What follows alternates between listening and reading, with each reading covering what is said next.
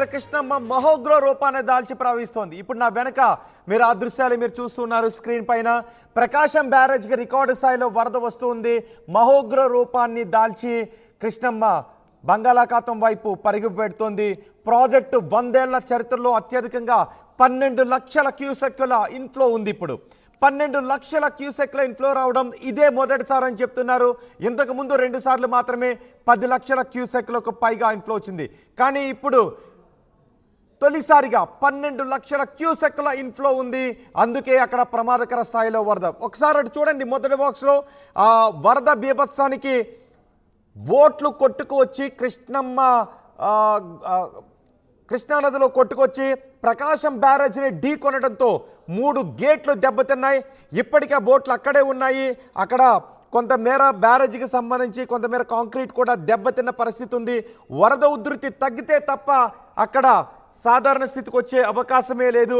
ఇప్పుడు మీరు చూడండి, ఎన్నో వస్తువులు అటు కొట్టుకొస్తున్నాయి. ఇవన్నీ కూడా ఇప్పుడు ప్రకాశం బ్యారేజ్ దగ్గర అడ్డుపడుతూ ఉన్నాయి. గేట్లన్నీ కూడా ఎత్తి నీటిని దిగువకు విడుదల చేశారు. ఒకటి చూడండి, ఒక ఐటెం కొట్టుకుని వస్తుంది, దాన్ని గేట్ను ఢీ కొట్టింది. చిన్నగా ఉంది కాబట్టి గేట్ల నుంచి వెళ్ళిపోయింది. ఆ బోటు చూడండి, ఒక్కసారి ప్రకాశం బ్యారేజ్ని ఢీకొని మళ్ళీ ఇలా తిరగబడింది. ఎంత భయానకంగా ప్రమాదకర స్థాయిలో ఉందో మనం చూడొచ్చు. ఇప్పుడు ఆ బోట్లన్నీ కూడా అక్కడే చిక్కుకుపోయాయి. దీంతో 3 గేట్లు దెబ్బతిన్నాయి కూడా. కొంతమేర బ్యారేజ్కి సంబంధించి కొంత పాటు కూడా ఆ బోట్లు ఢీకొన్న చోట దెబ్బతిన్న పరిస్థితి కనిపిస్తోంది. మహోగ్ర రూపాన్ని దాల్చి కృష్ణమ్మ గర్జిస్తూ కిందకు పరిగెడుతోంది. దీంతో దిగువన ఉన్న కృష్ణాలంకతో పాటు అనేక లంక గ్రామాలు కూడా భయంతో బిక్కుబిక్కుమంటూ ఉన్నాయి. ఇదంతా ఎందుకంటే 12 లక్షల క్యూసెక్ల ఇన్ఫ్లో వస్తోంది. 12 లక్షల క్యూసెక్ల ఇన్ఫ్లో రావడం ఇదే మొదటిసారి. ఇంతకుముందు కృష్ణమ్మ మహోగ్ర రూపాన్ని దాల్చినప్పుడు 10 లక్షల క్యూసెక్లు మాత్రమే వచ్చాయి. అది కూడా ఇప్పటి వరకు కేవలం 2 సార్లు మాత్రమే జరిగింది. అది 10 లక్షల క్యూసెక్లు మాత్రమే ఇన్ఫ్లో ఉంది. కానీ ఇప్పుడు ఏకంగా 12 లక్షల క్యూసెక్ల నీరు వచ్చి చేరుతోంది. బ్యారేజ్ దగ్గర 24.4 అడుగుల మేర నీటి మట్టం ఉంది. ఇప్పటికే మొత్తం 70 గేట్లను ఎత్తి నీటిని దిగువకు విడుదల చేస్తున్నారు. ఇన్ఫ్లో పెరిగితే బ్యారేజీ పైనుంచి నీరు వెళ్లే అవకాశం ఉందేమోననే భయాన్ని వ్యక్తం చేస్తున్నారు. ప్రకాశం బ్యారేజ్ దగ్గర కృష్ణమ్మ ఓవర్ఫ్లో అయ్యే అవకాశం ఉంది అని అధికారులు భయపడుతూ ఉన్నారు. ఎందుకంటే అంతకంతకు కూడా కృష్ణా నదిలో నీటి మట్టం పెరుగుతూ ఉంది. ఇన్ఫ్లో అంతకంతకు పెరుగుతూ ఉంది. ఏకంగా 12 లక్షల క్యూసెక్ల ఇన్ఫ్లో అంటే మాటలు కాదు.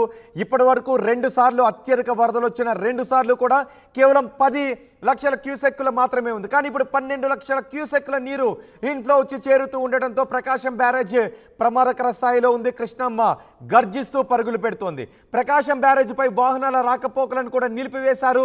ప్రకాశం బ్యారేజ్ దగ్గర ప్రస్తుతం 2వ ప్రమాద హెచ్చరికను జారీ చేశారు. ప్రకాశం బ్యారేజ్ దగ్గర నుంచి పూర్తి సమాచారాన్ని మా ప్రతినిధి రాజేష్ అందిస్తారు.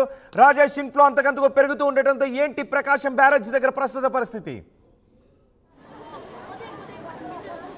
ప్రస్తుతం ప్రకాశం బ్యారేజ్ వద్ద అయితే వాహనాల రాకపోకలు ఆపేశారు. నేను కనకదుర్గ వారధి వద్ద ఉన్నాను. ఒకసారి వరద ఉధృతిని ఒకసారి మీరు చూడవచ్చు. దాదాపు 11.5 లక్షలు దాటి 12 లక్షల క్యూసెక్ల వైపు అడుగులు వేస్తూ ఉరకలు పెడుతూ ప్రవహిస్తున్నటువంటి కృష్ణమ్మ పరవళ్లను మనం చూస్తున్నాము.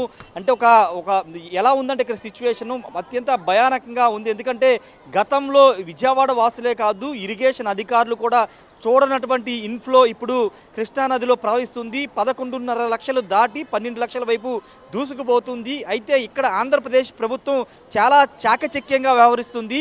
శ్రీశైలం, నాగార్జున సాగర్, పులిచింతల ఈ డ్యాముల్లో వస్తున్న వాటర్ని కొంత హోల్డ్ చేసుకుంటూ వస్తుంది. ఒకేసారి కనుక 3 ప్రాజెక్టుల వాటర్ని దిగువకు వదిలేస్తే కనుక ప్రకాశం బ్యారేజే కొట్టుకుపోయే పరిస్థితి ఉంది. కాబట్టి హోల్డ్ చేసుకుంటూ, అంటే 1 గంట పాటు హోల్డ్ చేస్తూ తర్వాత విడుదల చేయాలి. వాళ్ళ హోల్డింగ్ విధానంలో ఇప్పుడు వాటర్ని అంతా విడుదల చేస్తున్నారు. ఇంకా కృష్ణానదికి ముప్పు ప్రధాన కారణం ఏంటంటే పులిచింతల దిగువనున్నటువంటి చిన్న వాగులు కట్టలేరు కానీ వెలగలేరు, మున్నేరు ఈ వాగులన్నీ ఉధృతంగా ప్రవహించడంతో పాటు వైరా నది, ఖమ్మం జిల్లా మధిర ఈ ప్రాంతాల నుంచి వైరా నది నుంచి కూడా భారీగా దాదాపు 2 లక్షల క్యూసెక్ల వాటరు కృష్ణానదిలో కలవడంతో ఇప్పుడు ఈ ఫ్లోటింగ్ ఈ ప్రవాహానికి కారణమని చెబుతూ ఉన్నారు. ఈ రాత్రికి 12 లక్షలు క్రాస్ అయ్యే అవకాశం కనబడుతుంది.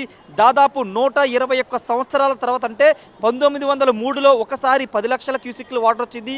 తర్వాత 2000 2009లో ఉమ్మడి ఆంధ్రప్రదేశ్ రోసయ్య ముఖ్యమంత్రిగా ఉన్న సమయంలో నవంబర్ నెలలో 10 లక్షల క్యూసిక్ల వాటర్ వచ్చింది. కానీ ఇప్పుడు 11.5 లక్షలు దాటి 12 లక్షల వైపు కృష్ణమ్మ ప్రవాహం అయితే కొనసాగుతుంది. ఒక భయానక వాతావరణం కృష్ణానది పరివాహక ప్రాంతంలో ఉంది. ఒకసారి మనం చూస్తున్నాము, ప్రభుత్వం నిర్మించినటువంటి రిటైనింగ్ వాల్ను కూడా తాకుకుంటూ కృష్ణానది పరవళ్లు తొక్కుతుంది, పూర్తిగా దిగువ ప్రాంతాలకి వెళుతుంది. ఇప్పుడు అత్యంత పెను ప్రమాదం ఉన్న గ్రామాలు దివిసీమ ప్రాంతం అని ప్రధానంగా చెప్పుకోవచ్చు. ఎందుకంటే దివిసీమ ప్రాంతంలో 3 మండలాలు ఉన్నాయి. అవనిగడ్డ, కోడూరు, నాగాయలంక.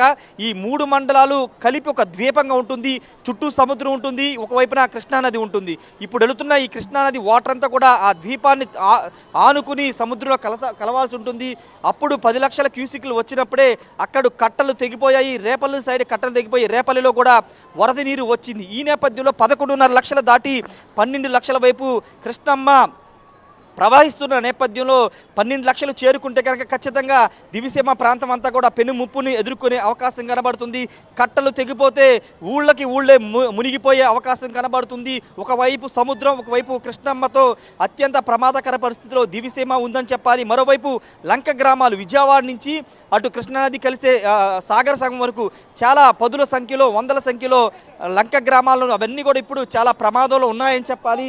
ఫ్లోటింగ్ అంతకి గంటకి పెరుగుతున్న నేపథ్యంలో ఏంటి సిచ్యువేషన్ అనే అధికారులు కూడా మల్లగుల్లాలు పడుతున్నారు. ఇప్పటికే హోల్డింగ్ విధానంలో వాటర్ అంతా కూడా కొంత తగ్గించుకుంటూ హోల్డ్ చేసుకుంటూ తీసుకొస్తున్నారు. కానీ దిగువన ఉన్నటువంటి అటు ఇబ్రహీంపట్నం, నందిగామ, జగ్గపేట ప్రాంతాల్లో ఉన్నటువంటి చిన్న వాగులు ఉప్పొంగడంతో పాటుగా వైరా నది కూడా కృష్ణానదిలోకి రావడంతో ఖమ్మం, మదిర నుంచి వస్తున్న వాటర్ అంతా కూడా కృష్ణానదికి రావడంతో ఈ ప్రవాహం అయితే గంటకు పెరుగుతుంది. చూడాలి మరి 12 లక్షలు క్రాస్ అవుతుందని అంచనా వేస్తున్నారు.